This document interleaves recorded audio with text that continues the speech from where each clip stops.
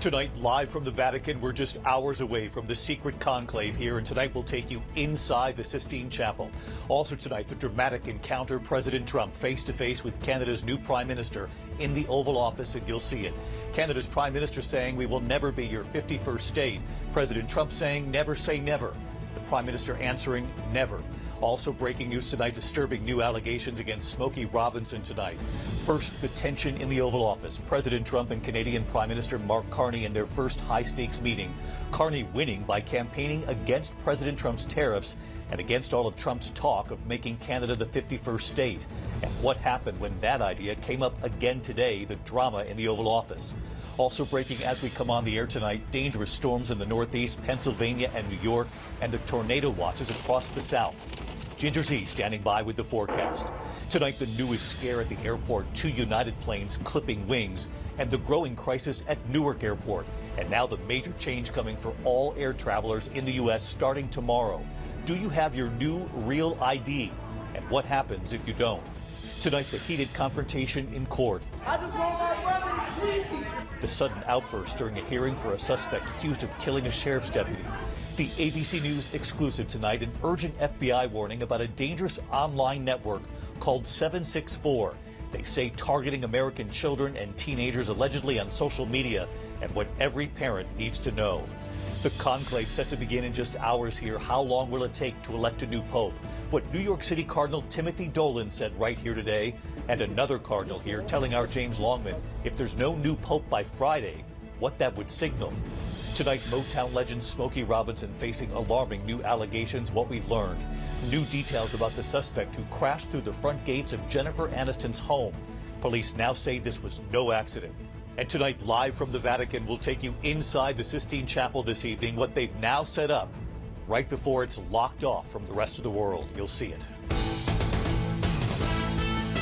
From ABC News, this is ABC World News Tonight with David Muir, reporting tonight from the Vatican. Good evening tonight from the Vatican on the eve of the historic secret conclave that will elect the new pope. The ritual begins just a few hours from now. The first vote inside the Sistine Chapel tomorrow. The world will be waiting for that famous white smoke that signals a new pope. You can see the balcony right here over my shoulder here at Vatican City, where they will unveil the new pope to the world right here in St. Peter's Square. But how many days will it take? We'll take you inside the Sistine Chapel before they lock it up with the cardinals inside tomorrow.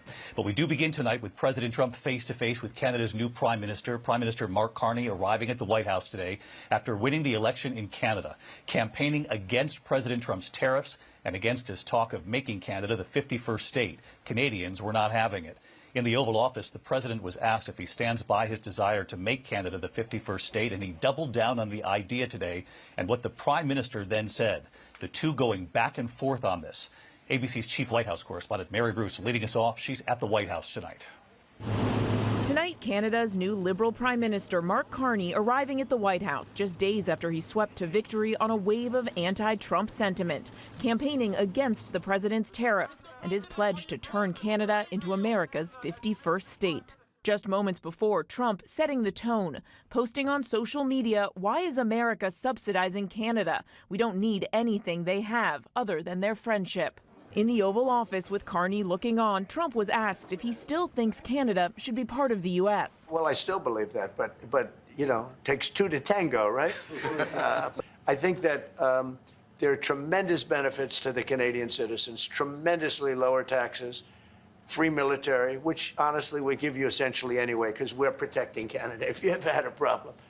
But I think it would really be a wonderful marriage because it's two places that get along very well. They like each other a lot.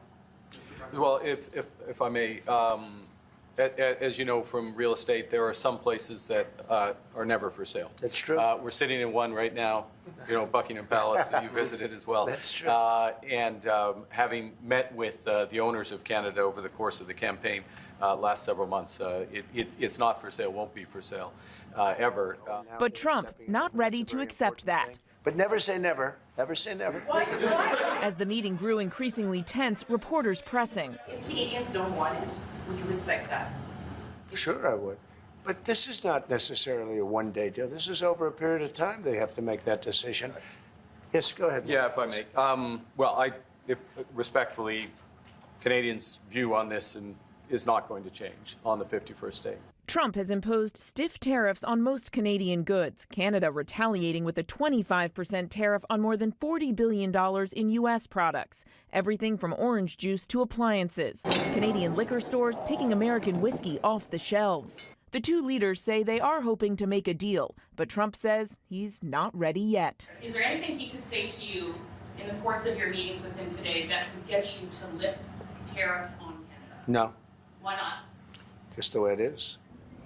And at a press conference later, Carney said he told President Trump point blank to stop calling Canada the 51st state. We've asked, but tonight, no word yet on how Trump responded. And meanwhile, our latest ABC News Washington Post Ipsos poll shows that 86% of Americans oppose the U.S. taking control of Canada. David. Mary Bruce leading us off at the White House tonight. Mary, thank you. We're also tracking these dangerous storms hitting the Northeast tonight, Pennsylvania into New York, and a tornado watch across multiple states in the South. More than 30 million Americans on alert for storms tonight. Look at the pictures tonight of funnel cloud in Bangor, Pennsylvania near Allentown, thunderstorms and flood watches from Philadelphia right into upstate New York. A powerful lightning strike outside Dallas, setting a home on fire. 3 people were inside at the time. No one was hurt. And in Brenham, Texas, floodwaters sweeping away a 10-year-old girl. Her body was discovered today. Chief Meteorologist Ginger Zee is tracking the storms as we head into this evening. Ginger, what do you see? Hey, David, the skies have been swirling just west of us. New Jersey, parts of Pennsylvania have seen severe thunderstorm and tornado warnings. Myerstown, Pennsylvania had a gust over 64 miles per hour. Now, that's that really slow low-pressure system, and that is going to also produce flooding. There's another very slow low-pressure system. Texas, Louisiana have been dealing with that. We're kind of in this stuck pattern called an omega block. But Louisiana and Texas having that tornado watch and the flood watches through Mississippi and coastal Alabama. Now, this is because of rounds of rain that's going to come. A lot of places will see more than a half foot. And tomorrow, New Orleans finds themselves in that level 3 out of 4 significant flash flood threat. David. Ginger Zee with us tonight. Ginger, we'll see you first thing in the morning on GMA. Thank you. We turn next tonight to the newest scare at the airport. 2 crowded United passenger planes at the San Francisco airport clipping wings. Meantime, the growing crisis at Newark Airport. Nearly 1,000 flights canceled since news of that air traffic control outage. Air traffic controllers losing contact with passenger planes in the air for up to 90 seconds.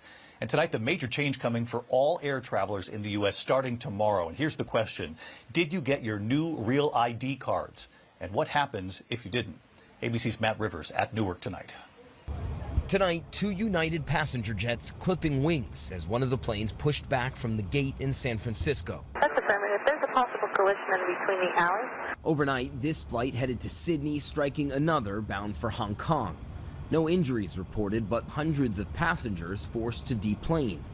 It's just the latest in what's been a brutal week for the airline, forced to cancel hundreds of flights at East Coast hub Newark Airport, beleaguered by an air traffic control shortage. Some controllers taking medical leave after what they called a, quote, traumatic event.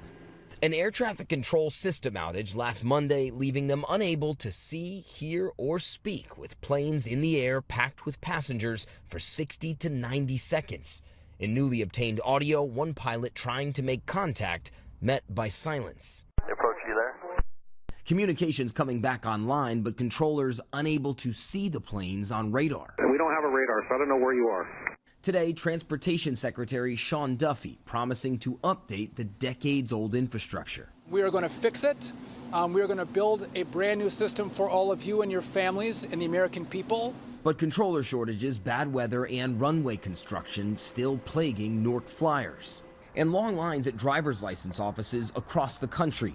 Starting tomorrow, travelers flying domestically will be required to have a Real ID license or state identification card or a passport, or they will face extra screening and questioning at the security checkpoint. If it's not compliant, they may be diverted to a different line, have an extra step, but people will be allowed to fly. And David, here at Newark, a source tells ABC News that the FAA is trying to urgently rush in experienced air traffic controllers from other parts of the country to try and help out here. But David, even that is going to take some time. Matt Rivers on this story again tonight. Matt, thank you. We turn here to an ABC News exclusive tonight, an urgent FBI warning about a dangerous online network called 764, allegedly targeting American children and teenagers on social media and what they're doing. ABC News joining forces with our owned and affiliate stations across the country and what every parent needs to know tonight. Here's Pierre Thomas. Tonight, the Justice Department says the armed man in this video is tied to a disturbing and growing threat, a shadowy network called 764, whose goal is to spark violence and chaos around the world, in part by luring in unsuspecting teenagers. Authorities say 764 is behind a string of chilling threats in Vernon, Connecticut. Hello?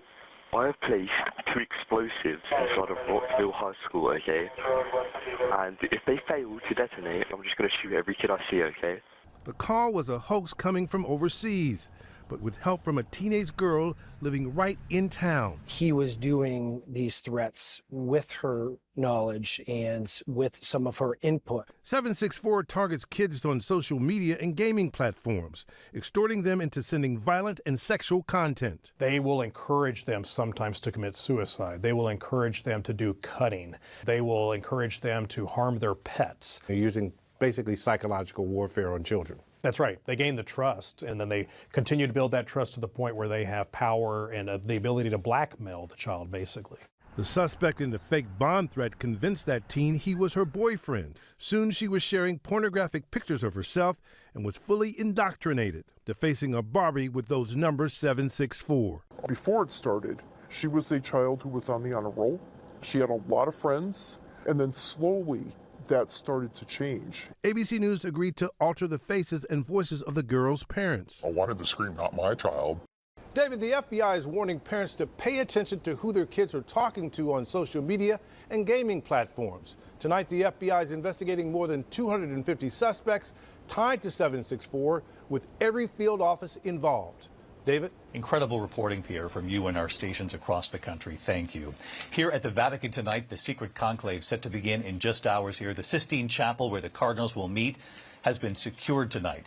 And of course, the question here, how long will it take to elect a new pope?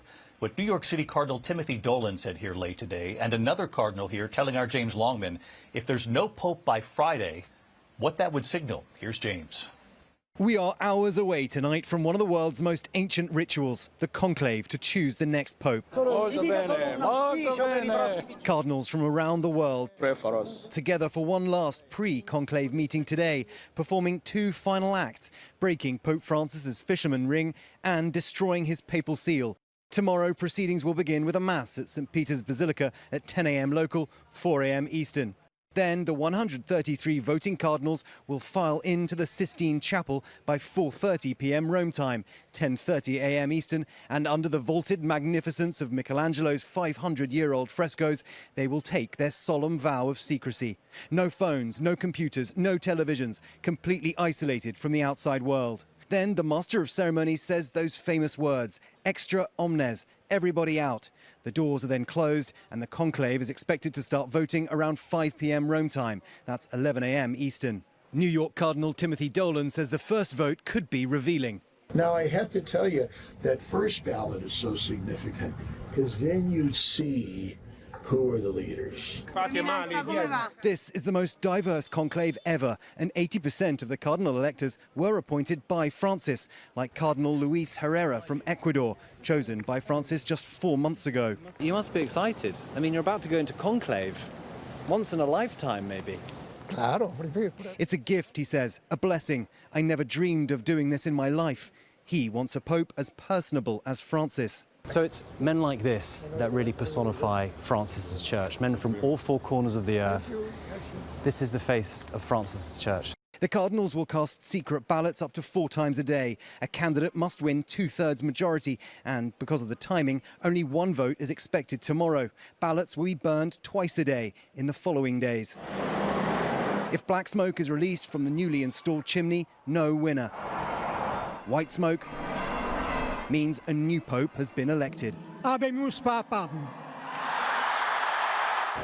And today, one cardinal telling me he'd be surprised if we don't have a new pope by Friday. If on Friday night the pope is not elected, it will be that something unexpected has happened. So the first vote will take place here tomorrow afternoon, David, and whatever the colour of that smoke, black or white, we will be right here live on air. Remember, Benedict and Francis were elected within 2 days, so as that cardinal told me, if there isn't a new pope by Friday, something's up. David? Something's up. James Longman, who chased down just about every cardinal here in Rome, James. They didn't all answer, but some did, and we appreciate it. As James mentioned, we'll be on the air around 10 a.m. live, 10 a.m. Eastern tomorrow. Thanks, James. To other news tonight, the Supreme Court has cleared the way for President Trump to ban transgender service members in the military. A lower court judge halted the ban, calling it unfair exclusionary policy. But the High Court's conservative majority allowed it to take effect while the case is litigated. The Pentagon can now begin discharging some 4,200 active duty troops who are transgender. Tonight, U.S. officials watching India and Pakistan closely. India firing at least 3 missiles across the border into Pakistani-controlled territory. India claims they were targeting terrorist infrastructure. 1 child reportedly killed, 2 others injured. Tensions have soared between the nuclear-armed neighbors over last month's militant attack on tourists in the Indian-controlled portion of Kashmir. When we come back here tonight, the heated confrontation in court. You'll see it, the sudden outburst during a hearing for a suspect accused of killing a sheriff's deputy. Also, new details about the suspect who crashed through the front gates of Jennifer Aniston's home. Police now say this was no accident. And Motown legend Smokey Robinson facing alarming new allegations tonight. What we've learned here in a moment. Tonight in Cincinnati, the sudden outburst during a hearing for a suspect accused of killing a sheriff's deputy. The suspect's brother demanding to see him, deputies swarming around the man. The suspect remains held without bail, his attorney entering a not guilty plea. Tonight, Motown legend Smokey Robinson facing allegations of sexual misconduct. 4 women coming forward to file a $50 million lawsuit against him. The complaint accusing the 85-year-old singer of alleged sexual battery, false imprisonment, and a hostile work environment. Robinson and his representatives have yet to comment. When we come back here tonight, news about the crash outside Jennifer Aniston's home. They say this was no accident. And I'll take you inside the Sistine Chapel here behind us tonight before they seal it off. To the Index, authorities identifying the driver who smashed through the gate at Jennifer Aniston's home, saying it wasn't accidental. Police now accusing Jimmy Carwile of felony vandalism. Aniston was home at the time, her private security holding him at gunpoint until police could arrive. When we come back here tonight, we'll take you inside the Sistine Chapel, a last look at what they've done before it's sealed off for the conclave. Finally tonight here, the tables are in place, the chairs are set. The Cardinals will enter the Sistine Chapel in just hours to elect a new pope.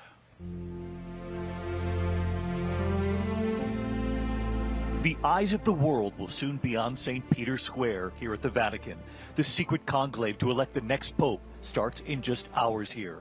The first vote with the Cardinals locked inside the Sistine Chapel comes tomorrow. And tonight they have now sealed the entrances to the Apostolic Palace, affixing the seals with the words Conclave and 2025. Above the Sistine Chapel, Vatican firefighters have been on the roof. That chimney with the smoke that will signal to the world a new pope is now in place. Each of the cardinals in the chapel will write their choice and place their ballot one by one at the front of the chapel in this urn. Each cardinal bowing to the altar and then returning to his seat. The ballots are counted and then connected with a single thread.